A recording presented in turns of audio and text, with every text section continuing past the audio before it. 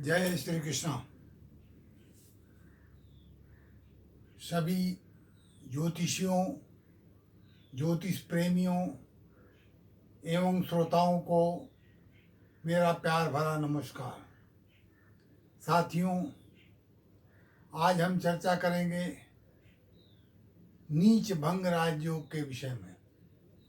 नीच भंग राजयोग क्या है, उसका इफेक्ट क्या पड़ता है जातक के ऊपर, इसकी हम चर्चा करें। सामान्यतः ये धारणा होती है कि कोई भी ग्रह उच्च होता है तो अच्छा फल देता है और कोई भी ग्रह नीच होता है तो वो बुरा फल देता है। लेकिन हर केस में ऐसा नहीं है।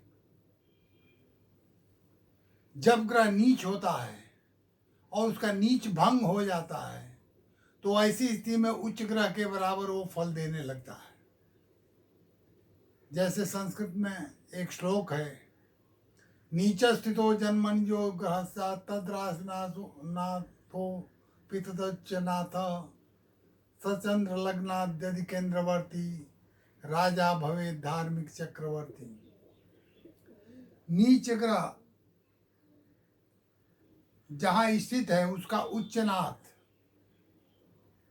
नीच ग्रह जिस राशि में है उस नीच ग्रह का उच्चनाथ दोनों यदि चंद्रमा या लग्न से केंद्रवर्ती हों तो ऐसी स्थिति में नीच भंग हो जाता है और वह ग्रह नीच ग्रह शुभ फल देने लगता है। जब कोई भी ग्रह नीच ग्रह 6, 8 और 12वें भाव में होता है तो वो उतना, उसका नीच भंग होने पर उतना अच्छा फल नहीं दे पाता जितना कि शुभ स्थान में कोई ग्रह होता है वो फल देता है।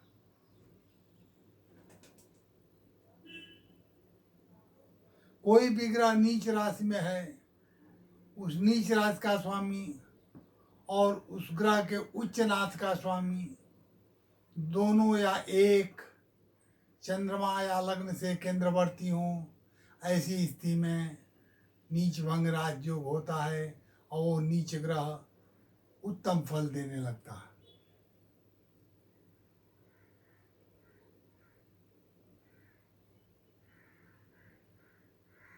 कोई भी ग्रह नीच राशि का होता है, वो जिस राशि में नीच होता है उसके उच्च राशि का स्वामी, जिसमें से वो उच्च होता है उसका राशि स्वामी चंद्रमा या लग्न से केंद्र में होता है तो वो नीच भंग राजयोग हो जाता है।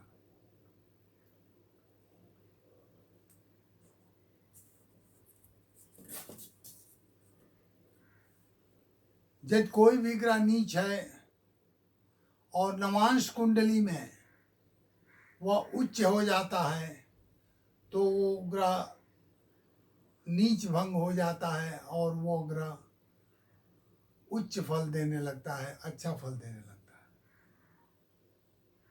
जब किसी नीच ग्रह का नवांशेष लग्न से केंद्र या त्रिकोण में हो और जन्म लग्न चर राशिगत हो तो ऐसा जातक राजा होता है अथवा बहुत प्रभावशाली मनुष्य होता है। देव केरलम एक टेक्स्ट है जो साउथ में के विद्वान ने लिखा है। उनका मानना है कि जब कर्क लग्न है और कर्क लग्न की कुंडली है उसमें नीच भंग हो रहा है तो ऐसी स्थिति में नीच भंग राजयोग प्रभावी नहीं होता है, बल्कि वह विपरीत काम करता है और जातक के प्रॉस्पेरिटी को ऑब्स्ट्रक्ट करता है, बाधा डालता है। यानी कर्क लग्न की कुंडली में नीच भंग राजयोग प्रभावी उतना नहीं होता है, ऐसा देव केरल का कहना है। जब उच्च और नीच ग्रह दोनों एक राशि में हो, जैसे देखिए मैंने एग्जाम्पल दिया, ये उच्च ग्रह है शनि यहाँ तुला राशि में और सूर्य जो है नीच ग्रह है, तुला राशि में नीच होता है। दोनों ग्रह यदि एक राशि में है और उसका नीच भंग होता है, तो ऐसी स्थिति में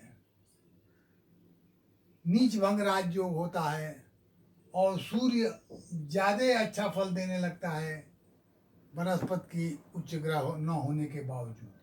उसी तरह देखिए मकर राशि में मंगल और बृहस्पति हैं, यहाँ बृहस्पति नीच है, मंगल उच्च है, इनका नीच भंग हो रहा है बृहस्पति का, ये अच्छा फल देने लगते हैं।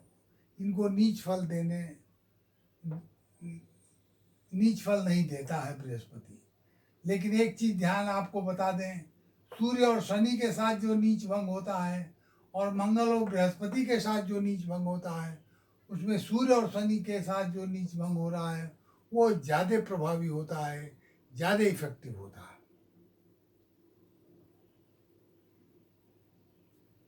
एक और चीज़, जो ग्रह जितना ही ज़्यादा नीच होगा, जैसे 10 डिग्री पर तुला राशि में सूर्य नीच होता है, परम नीच होता है, तो जब कोई तुला राशि में 10 डिग्री पर सूर्य है और उसका नीच भंग हो रहा है तो वो ज़्यादा प्रभावी होगा, ज़्यादा इफेक्टिव होगा अन्य की अपेक्षा।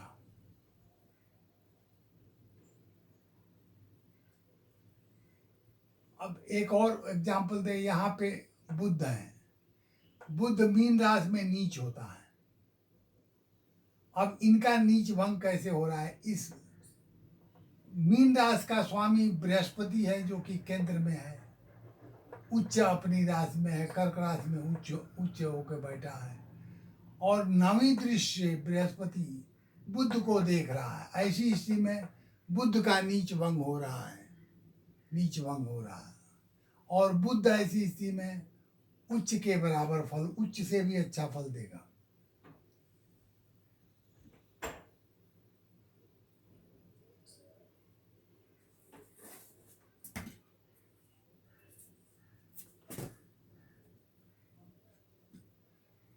कोई भी ग्रह नीच होता है और वो यदि वो वर्गोत्तम है तो ऐसी स्थिति में वो उसका नीच भंग हो जाता है और वो ग्रह उच्च की तरह अच्छा फल देने लगता है, उत्तम फल देने लगता है।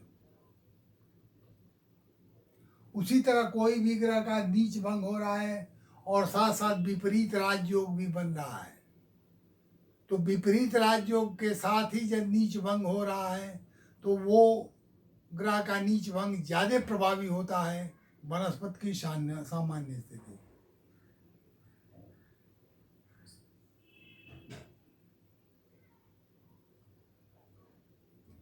कोई भी ग्रह नीच होता है, जैसे यहाँ सूर्य है,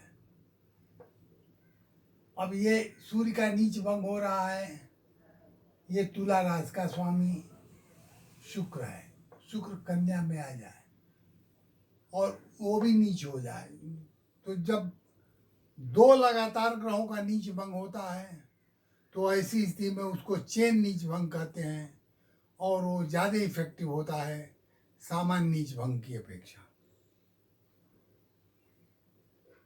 जैसे सूर्य तुला में और शुक्र कन्या में। शनि परिश्रम का ग्रह है, शनि हमेशा दूसरे की भलाई के विषय में सोचता है।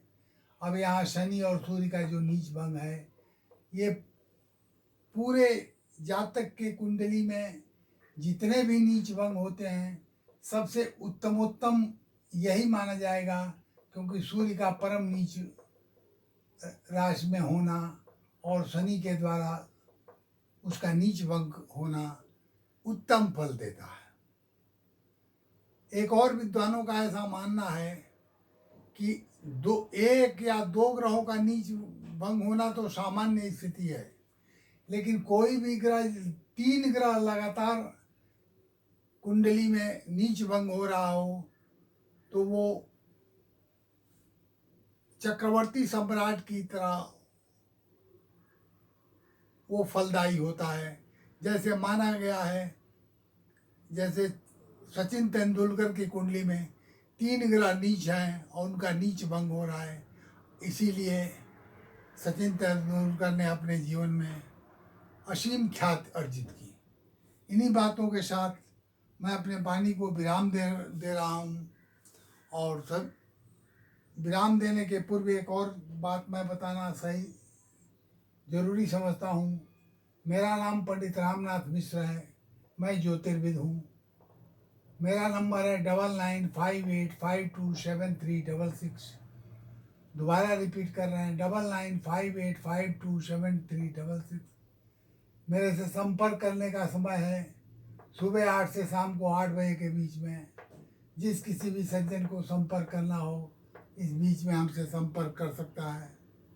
और मेरे यहाँ कुंडली बनाई भी जाती है और उसका फलादेश भी किया जाता है। इन्हीं बातों के साथ हम अपनी वाणी को विराम देते हैं। सभी श्रोताओं को धन्यवाद, नमस्कार।